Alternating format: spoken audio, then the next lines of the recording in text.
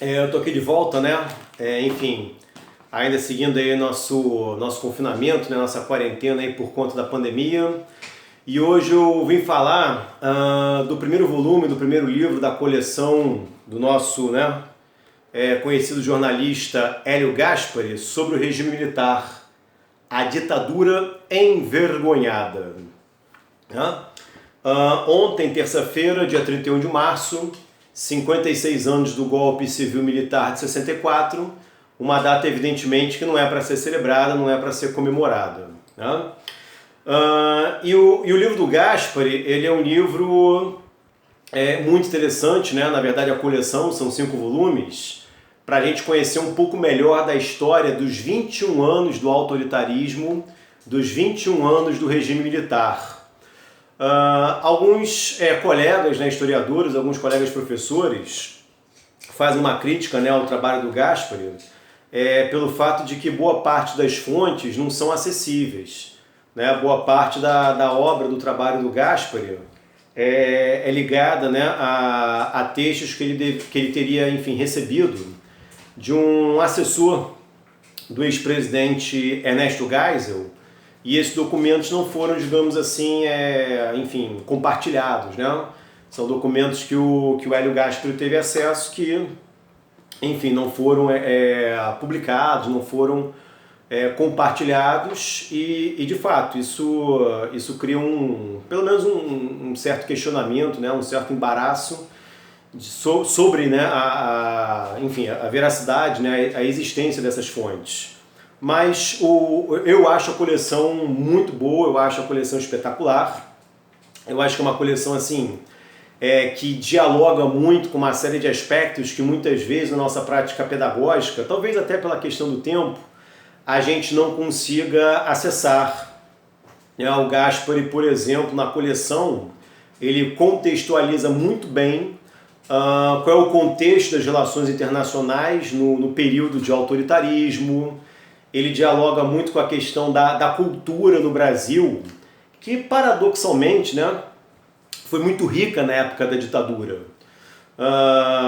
Enfim, os festivais de canção, a imprensa alternativa, o Pasquim, né? Mas enfim, esses aí são elementos que de repente a gente poderia fazer num outro momento, né, num vídeo específico sobre isso, porque é uma coisa muito rica e também muito complexa. E esse primeiro volume se chama Ditadura Envergonhada, porque o primeiro presidente do período autoritário é o Marechal, né, ou General Marechal Humberto Castelo Branco. E o Castelo Branco, cearense, ele não era, digamos assim, aquele arquétipo, né, aquele estereótipo do golpista, do general, né, do ditador latino-americano. Isso pode também parecer uma contradição, né? Afinal de contas, o Castelo Branco ele foi o primeiro presidente do regime autoritário. Mas, na verdade, o Castelo Branco ele assumiu a presidência, né? Ele foi eleito de uma maneira indireta pelo Congresso Nacional, claro, num jogo de cartas marcadas, porque ele era o militar de mais alta patente no momento do golpe. Algo parecido ocorreu na proclamação da República. Né? O Marechal Deodoro da Fonseca ele acabou se tornando líder do movimento, embora não fosse um republicano, né, de primeira hora. Ao contrário, Deodoro ele é visto pela historiografia como um monarquista, mas ele era o militar de mais alta patente naquele momento. Então, de certa forma, para preservar a hierarquia, né, que é um princípio fundamental, sagrado dentro das Forças Armadas, essas lideranças acabaram sendo alçadas, né, à presidência nesses dois momentos, na proclamação da República e no golpe civil-militar de 64, por terem esse protagonismo, né, por terem essa posição, enfim, hierárquica dentro das Forças Armadas. O Castelo Branco, ele é visto, né, por um dos seus biógrafos, um autor chamado Lira Neto, como um sujeito de hábitos refinados, um sujeito muito intelectualizado, né, um líder, né, de um grupo das Forças Armadas que foi apelidado de uma maneira até irônica como Sorbonne, numa referência à famosa, né, Universidade Francesa. Um indivíduo ligado, né, à ESGA, Escola Superior de Guerra, e um sujeito que achava assim que a ditadura era um mal necessário, né? Castelo Branco, quando assumiu o poder em 64, ele fez um discurso, seu primeiro discurso, né, como presidente, dizendo que ele devolveria o poder em 65 a um civil. Uma promessa que ele não cumpriu, porque o seu mandato foi estendido até 67, e quem assume o poder, a gente sabe, é um outro militar, um outro general, o Costa e Silva. Né? Num outro vídeo eu até comentei, né, como é que ocorreu essa dinâmica, que o Costa e Silva teria atropelado, né, o Costa e Silva teria, enfim, emparedado o Castelo Branco. Mas, de fato, Castelo Branco ele não é um expoente, né, dos setores mais autoritários, mais radicais, a chamada linha dura, dentro do Exército, dentro das Forças Armadas. Mas o que a gente percebe dentro do governo Castelo Branco é que aos poucos ele vai, enfim, cedendo espaço para a linha dura. Aos poucos ele vai, enfim, permitindo que a linha dura questione a sua própria autoridade, né? E de certa forma isso vai acontecer, ele vai ser atropelado, ele vai ser emparedado pela linha dura. Isso ocorreu, por exemplo, quando o Castelo Branco permitiu a edição de 2 atos institucionais, o ato institucional número 2 e o ato institucional número 3, que combinados acabavam com as eleições diretas para prefeitos, né, de capitais e de cidades importantes, acabavam com as eleições diretas para governadores e criavam um sistema bipartidário, né, com a Arena, que era o partido governista, e o MDB, que era uma oposição consentida. Castelo Branco também vai, enfim, ceder a linha dura com a proclamação do ato institucional número 4, que permitiu a criação de uma nova Constituição, a Constituição de 67. Aí sim, já uma Constituição autoritária, né? Que vai instituir a censura. Até 67 a censura não estava, digamos assim, burocratizada, né? Institucionalizada, digamos assim, através de lei, através de um diploma legal. Tanto que o Castelo Branco é o presidente que é mais caricaturado, que é mais ironizado, porque ele governou num período em que havia ainda algum respiro, né?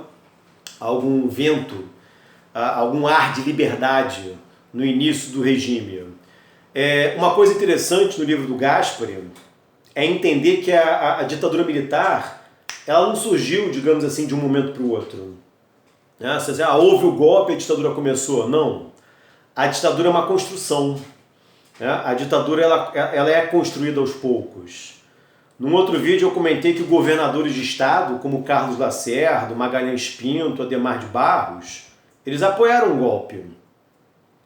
E se esses civis apoiaram o golpe, é porque eles tinham a pretensão de que os militares fizessem um serviço sujo, né? Que era afastar aquela esquerda populista, aquela esquerda mais radical do Congresso, da política, para que eles, um deles, chegasse ao poder, chegasse à presidência. E, claro, a gente sabe que isso não vai acontecer porque em 67, quando a linha dura toma o poder, aí o regime militar vai ganhar fôlego, né? Vai se projetar por mais tempo. A ironia é que pessoas que apoiaram o golpe, por exemplo, como Carlos Lacerda, depois seriam caçadas, né? pelos militares, pela ditadura. Enfim, o livro do Gaspari eu considero assim, um livro muito precioso para a nossa experiência pedagógica. Eu acho que é um livro muito rico, muito interessante para trabalhar regime militar. Tem uma linguagem acessível, sem ser rasteiro, sem ser um livro, sei lá, vulgar até, né? Bobo. Mas ao mesmo tempo não é aquele livro, sabe, academicista, empolado, inacessível. Ao contrário, é um livro bem legal mesmo para o público que não é especializado no tema. Tá? Bom, eu não vou me alongar mais, né? Tem muita coisa que eu poderia falar ainda. Eu vou falar em outros vídeos sobre os outros volumes do Hélio Gaspari, né? São 5. E é isso, né? A ditadura envergonhada, numa referência ao fato de que o Castelo Branco, ele não queria um regime autoritário, pelo menos ele não queria um regime que durasse 21 anos, mas ele vai acabar sendo atropelado, ele vai acabar sendo engolido pelos setores mais radicais do exército, pela linha dura, e esse grupo é que vai fazer, né, com que o regime militar se perpetue por muito mais tempo.